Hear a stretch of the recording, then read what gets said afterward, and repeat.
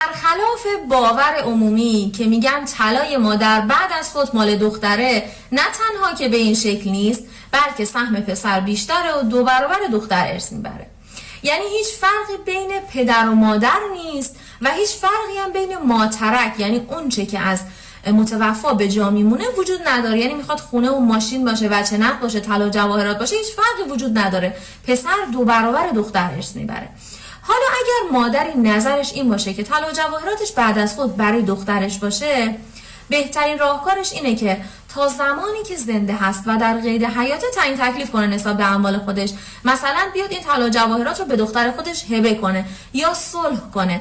چرا که فرد فقط میتونه تو وصیت تا 1/3 اموال خودش وصیت کنه، یعنی تا ثلث، و بیشتر از اون مشروط و منوط به اجازه سایر ورثه که معمولا هم اجازه نمیدن. بنابراین بهترین راهکارش اینه که تا وقتی زنده هست هر فردی بیاد نسبت به اموال خودش تعیین تکلیف بکنه.